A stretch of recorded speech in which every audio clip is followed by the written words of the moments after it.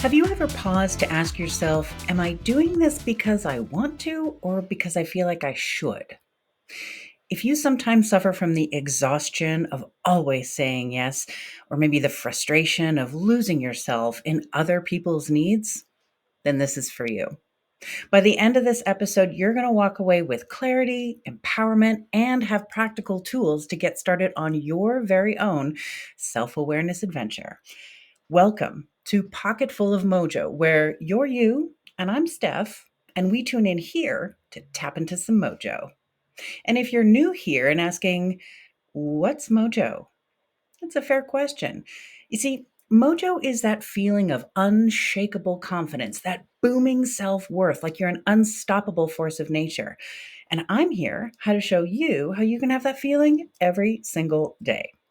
You see, I think I've cracked the code to being happy. I'm happy all the freaking time, almost every day, usually most of the day, possibly to an annoying degree. But hey, I wasn't always this way. Not to flex, but I have had multiple breakdowns on multiple continents and in two languages. Look, 3 years ago, my life, dumpster fire. But now, I'm better than I've ever been. How? Well, by paying attention and living with more intention. And I've created this self love first aid kit, and it's full of amazing tools that help me level up my life and navigate life with that main character energy. And I'm not here to gatekeep. In fact, I'm on a mission to help you tap into your best stuff and remember that you have everything that you need to live your life on your own terms. In today's episode, we're going to be discussing how self awareness is the foundation of any transformation.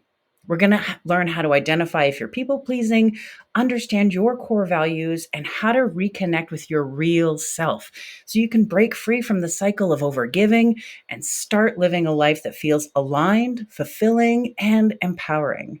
So settle in. We're here for some positive change. So let's dig in to where your mojo meets the road.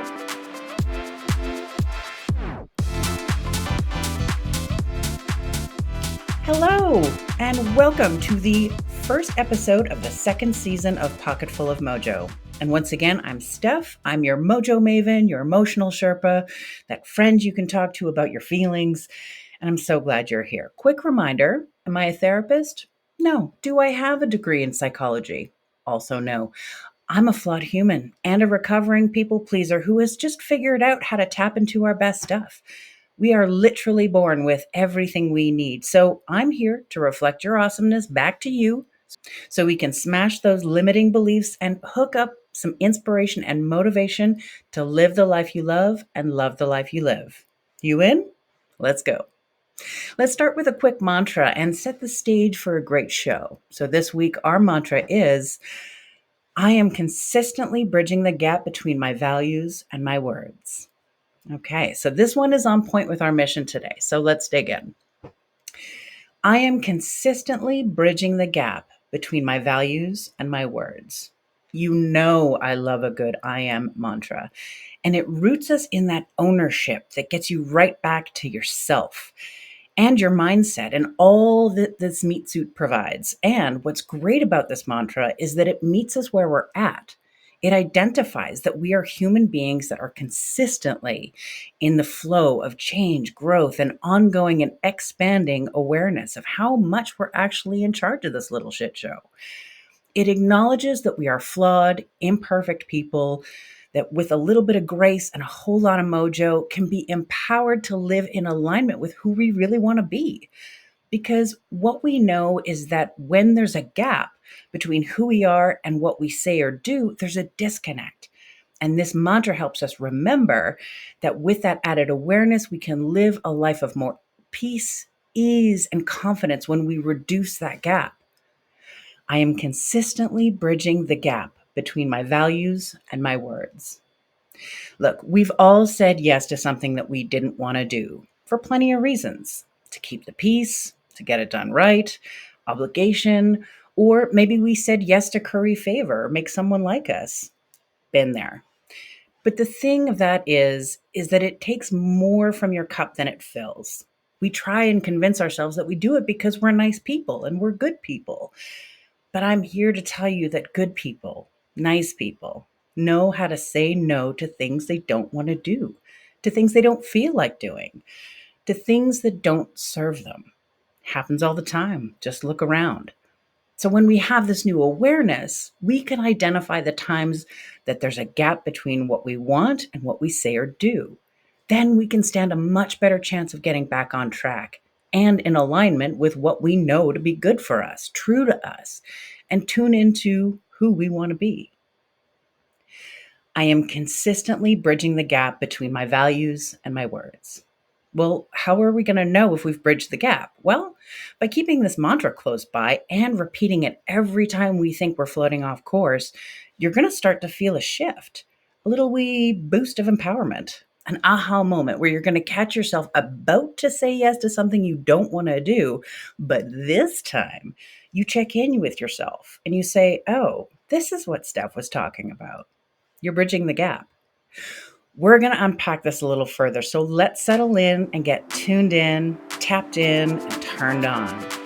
I am consistently bridging the gap between my values and my words.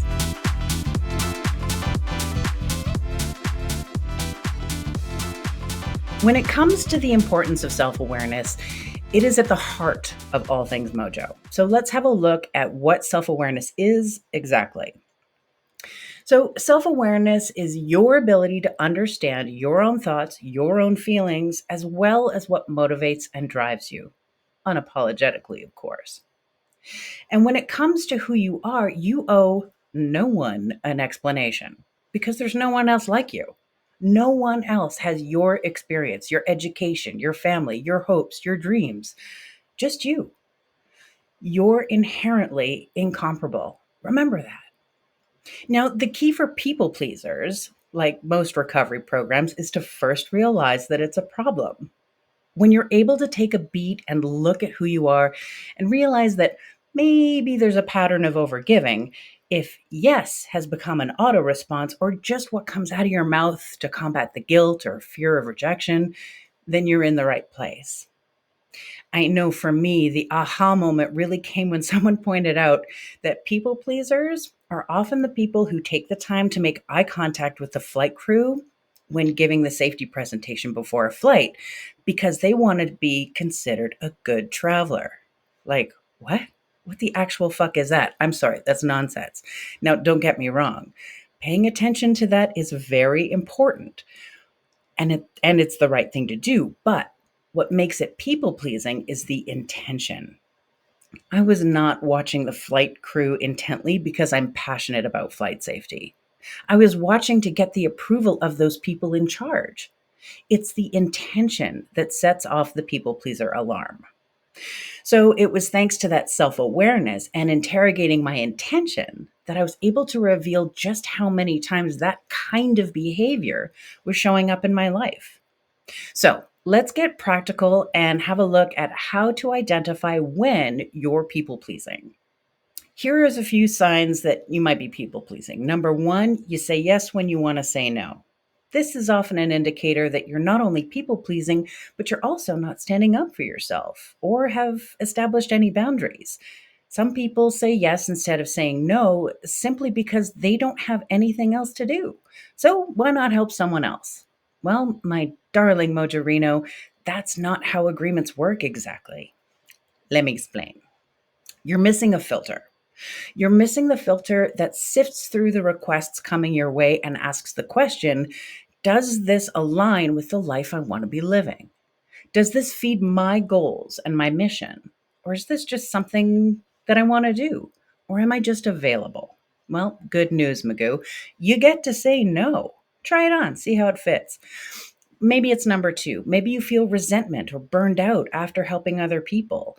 Or maybe you get grumpy as you're getting prepared to help someone out and you're running through the list of things that you wish you could be doing instead. I've got you. Or maybe number three, maybe you're over apologizing or over explaining your decisions. And this one has an antidote. It's called confidence or giving zero fucks. And there's a teeny question that you can ask yourself to set yourself free. The other antidote that's a little less abrasive and more accessible is to ask yourself a simple question. What would happen if I said no? After you get through the nonsense that your brain is going to feed you, that the world is going to end and your relationships are going to crumble, and I can tell you that it won't and you won't, you'll find that there is very often little consequence to saying no, especially when you weigh them against the personal consequences of saying yes when you don't want to. Fear not, fair friends. You're with your people now. And today we're going to get into it. But Steph, I'm a nice person and I really like doing nice things for other nice people. And to that I say, do you? And also, being nice and being a people pleaser are not mutually exclusive. So let's dig into understanding your core values. And we're going to look at what values are and why do they matter. We're going to look at values as your internal compass, that thing that we used to use before GPS, because your values guide your decisions. They shape your priorities and they influence how you show up in the world. You can think of them as core beliefs that are in charge. They're in charge of what's truly important to you, like honesty, freedom, kindness, growth, connection. They're not just nice ideas, it's what makes you you. Okay, cool. But why does it matter? Well, when you live in alignment with your values, life feels more meaningful. Your choices feel authentic, your energy flows naturally, and you end up feeling more fulfilled. And on the flip side, when you go against your values, whether that's saying yes when you mean no or staying in situations that don't feel right, it creates friction. That's when you feel stuck, stressed, or out of sync with yourself. Look, values matter because they help you stay true to who you are, even when life gets messy. They give you clarity when you have to make a tough decision, and they show you where your boundaries should be and remind you what's worth your time and energy and what's not. Most importantly, they connect you to a life that feels right, not for everybody else, but for you. Living to tune into your values isn't just about being happy, it's about being whole. You gotta first know what your values are in order to honor them. And only then can you unlock a life that feels grounded, powerful, and 100% authentic. And who doesn't want that? There's this really cool study that was done in 2000, and it was intended to link performance, happiness, and the alignment of personal values. And they introduced the self determination theory.